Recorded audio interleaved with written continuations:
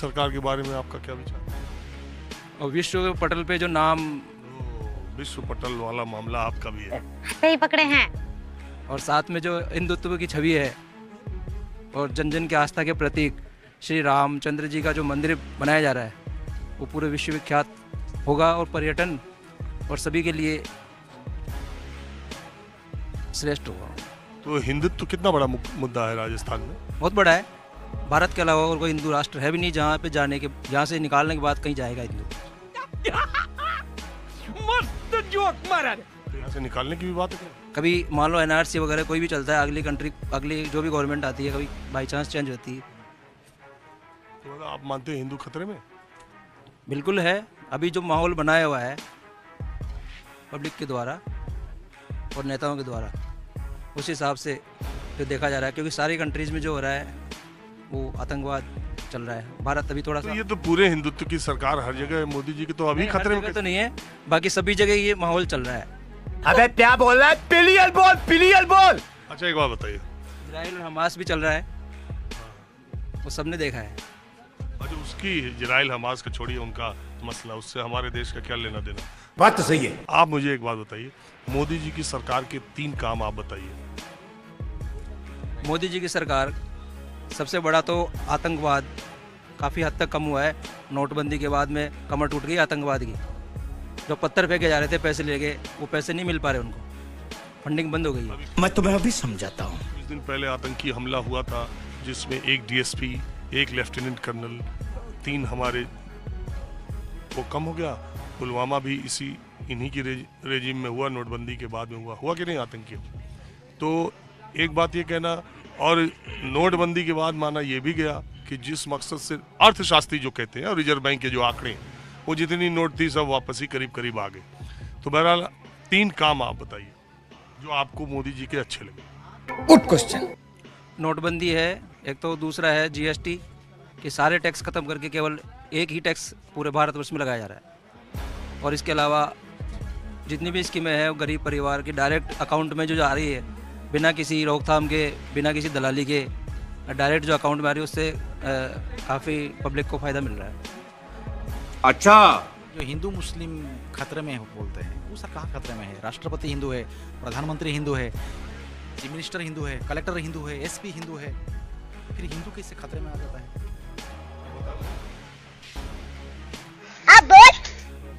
सवाल का जवाब दीजिए कि जब सब कुछ, सारा शासन सत्ता, एक भी केंद्रीय मंत्रिपरिषद में मुसलमान मंत्री नहीं है, एक भी जो है फिर भी हमको खतरा हो जाता है।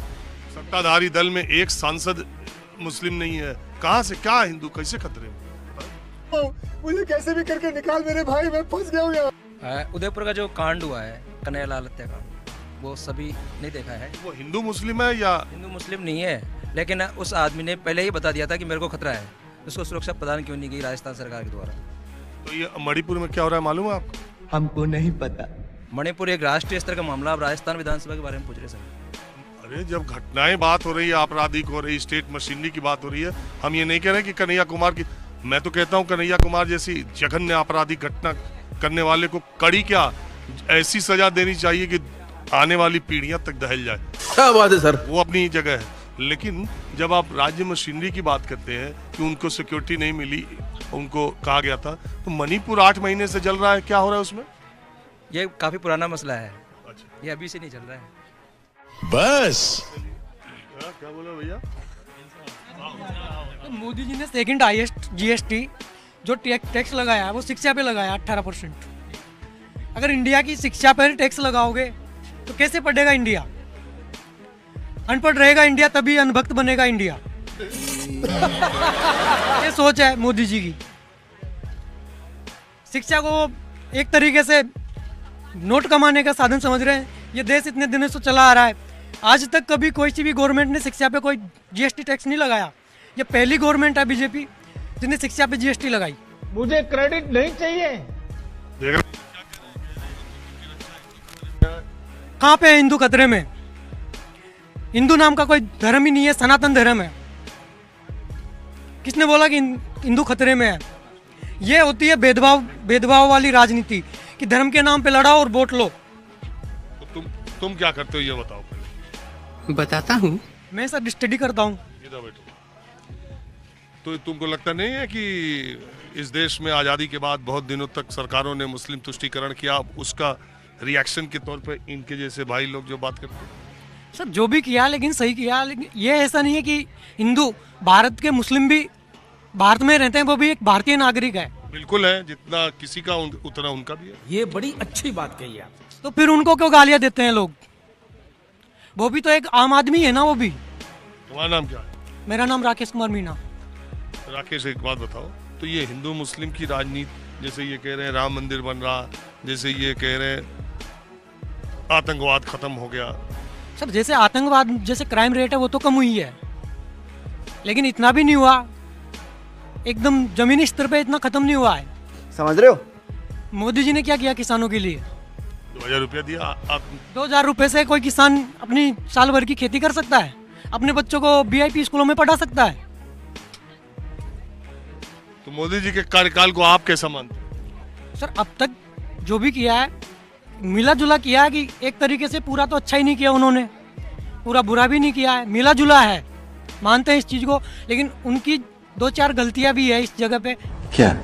कि एक तो जैसे शिक्षा पे टैक्स है, उन्होंने वो किसानों के ऊपर वो किसान बिल लेके आए थे उस टाइम, MSP वाला कानून कुछ, तो वो उनका फेल हुआ। वो अच्छा, युवाओं के लिए कैसी?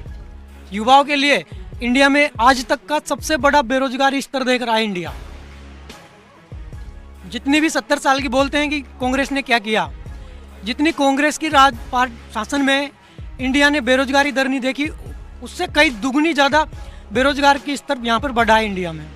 तो दोस्तों वीडियो में बस इतना ही। दोस्तों आप इस भक्त के ज्ञान और सामने खड़े लड़के के समझ पर क्या सोचते हो, हमें कमेंट बॉक्स में जरूर बताएं। और दोस्तों अगर आपको इसी तरह की वीडियो देखना पसंद है तो